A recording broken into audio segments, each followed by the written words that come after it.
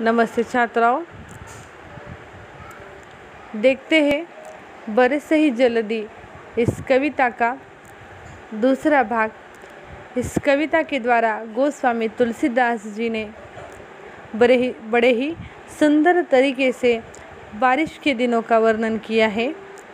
और यहाँ पर सीता हरण के बाद प्रभु श्री रामचंद्र के मन का डर, वो अपने भाई लक्ष्मण से कैसे वार्तालाप करते हैं या कैसे वार्तालाप करते हैं, ये भी हमने देखा। समाज में जो भी दुर्गुण और गुण फैले हुए हैं उसके भी बारे में हमने पहले भाग में देखा। तो आगे का भाग देखते हैं अभी। तो पहले हम चौपाई पढ़ लेते हैं। दादुर धुनि चहु दिशा सुहाई, वेद पढ़हि जनु बटु समुदायी, नव पल्लव भय बिटपाने का, साधक मन जस मिले विवेका, अर्क जवास पातु बिनु भयऊ, जस सुराज खल उद्यम गवयऊ, खोजत कतहु मिलई नहीं धूरी, करई क्रोध जिमि धर्म ही दूरी, शशि संपन्न सोह मही कैसी, उपकारी के संपत्ति जैसी, निशितम घन खद्योत बिराजा, जनुदम भिन्न कर मिला समाजा, कृषि निरावही चतुर किसाना, जिमि बुध तजही मोहम्मद माना, देखिए त चक्र बाक खगनाही, कलही पाई जिमि धर्म पराही, विविध जंतु संकुल मही भ्राजा, प्रजा बाढ़ जिमि पाई सुराजा, जह तह रहे पथिक थकिनाना, जिमि इंद्रिय गण उपजा ज्ञाना। तो जैसे हमने पहले भाग में दो दो पंक्तियों के अर्थ देखे, यहाँ पर भी हम दो दो पंक्तियों के अर्थ देखते हैं तो आपके समझ में आ जाएगा। अभी देखते हैं पहली दो पंक्तियाँ। दादुर धुनि चहु दिशा सुहाई, वेद पढ़हि जनु बटु समुदायी, नव पल्लव भय बिटपाने का, साधक मन जस मिले विवेका। यहाँ पर दादुर का अर्थ दिया है मेंढक, धुनि का मतलब है ध्वनि या आवाज़, चहु का मतलब है चारों ओर, दिशा का मतलब है दिशा, सुहाई का मतलब है अच्छी लगती है, बटु का मतलब है बालक, और समुदाय का मतलब है समूह। अगले पंक्तियों में नव का मतलब है नए, पल्लव का मतलब है कोमपल, भय का मतलब है हुए, बिटप का मतलब है वृक्ष, और अनेका का मतलब है अनेक, साधक का मतलब है साधना करने वाला, जस का मतलब है जैसे, मिले का मतलब है मिलना, और विवेका का मतलब है विवेक। तो यहाँ पर तुलसीदास जी कहते हैं कि जैसे बारिश के दिनों में हमें दादुर यहाँ वहाँ दिखाई देते हैं। दादुर का मतलब क्या है? बेडुक। तो चारों दिशाओं में बारिश के दिनों में चारों दिशाओं में हमें मेंढकों की आवाज़ और आती रहती है, और वो इतनी सुहावनी लग रही है कि मानो ऐसा लग रहा है कि जैसे विद्यार्थी वेद का पठन कर रहे हैं। और अगले पंक्तियों में कहते कि बारिश के द्वारा अनेक वृक्षों को नए नए पत्ते आ गए हैं, और इसी वजह से पृथ्वी या धरती बहुत हरी भरी एवं सुशोभित हो गई है। मानो जैसे कि साधक का मन, विद्यार्थी का मन ज्ञान प्राप्त कर हो जाता है। और वो आगे वो कहते हैं, अर्क जवास पात बिनु भयऊ, जस सुराज खल उद्यम गयऊ, खोजत कतहु मिलई नहीं धूरी, करई क्रोध जिमि धर्म ही दूरी। अभी यहाँ अर्क का मतलब दिया है एक प्रकार का पौधा है मदार, जिसे मदार भी कहते हैं। जवास भी एक प्रकार का पौधा है। पात का मतलब है पत्ते, जस का मतलब है जैसे, सुराज का मतलब है अच्छे शासक, खल का मतलब है दुष्ट, और उद्यम का मतलब है कार्य, गयऊ का मतलब क्या है? नष्ट हो जाता है।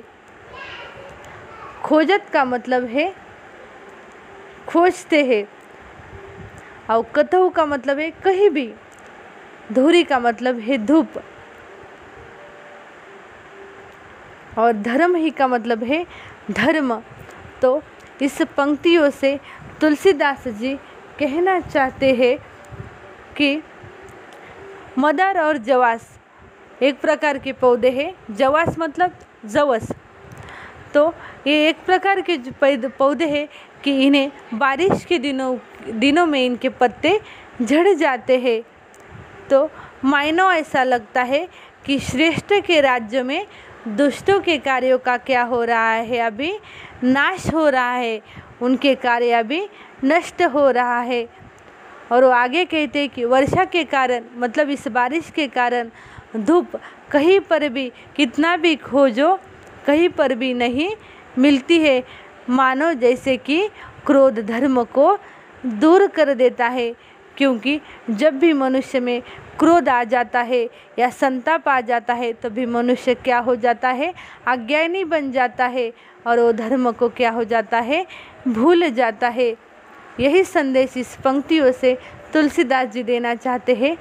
आगे कहते हैं, शशि संपन्नम सोहमहि कैसी, उपकारी के संपत्ति जैसी, निशितम घन खद्योत विराजा, जनुदम भिन्न कर मिला समाजा। इस पंक्तियों से तुलसीदास जी कहते हैं कि चंद्रमा के कारण हमारी पृथ्वी इतनी सुशोभित हो रही है कि मानो ऐसा लग रहा है कि जैसे कि उपकारी पुरुष, दान धर्म करने वाला, मदद करने वाला उपकारी पुरुष की जो संपत्ति सुशोभित होती है, वैसे ही मानो ऐसा लग रहा है कि चंद्रमा पृथ्वी को सुशोभित कर रहा है। वो आगे कहते हैं कि इस रात के घनघोर अंधेरे में जुगनू को देखकर, जुगनू का मतलब है काजवा, तो जुगनू को देखकर मानो ऐसा लग रहा है कि जैसे दंभियों का समाज अभी आ जुटा हो, मतलब सभी अपशकुन जो है वैसे ही बुरी घटनाओं का समाज अभी क्या हो रहा है, एकजुट हो रहा है।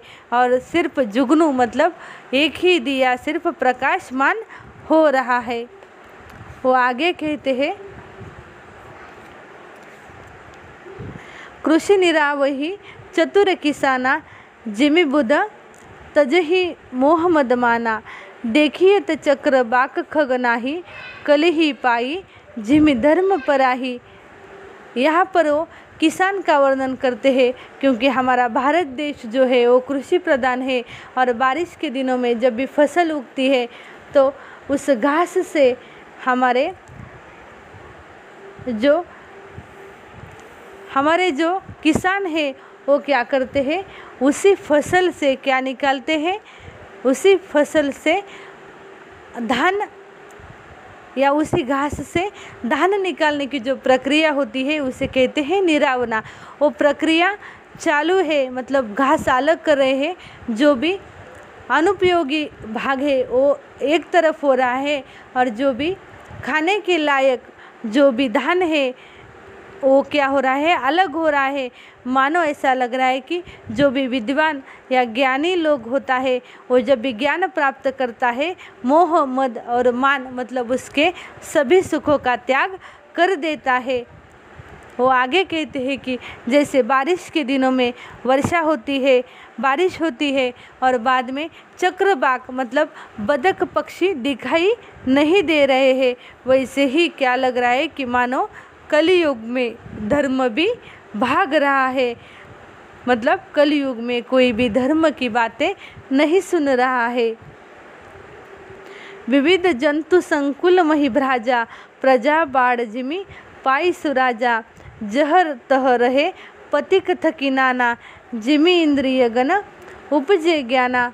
इस आखिरी पंक्ति से, आखिरी दो पंक्तियों से कवि कहना चाहते हैं कि मतलब जो भी अन्न उपजाऊ या जो भी उजाड़ धरती होती है या भूमि होती है, उसी भूमि पर भी क्या होती है, वर्षा होती है, पर वहाँ घास नहीं उगती। मतलब जो भी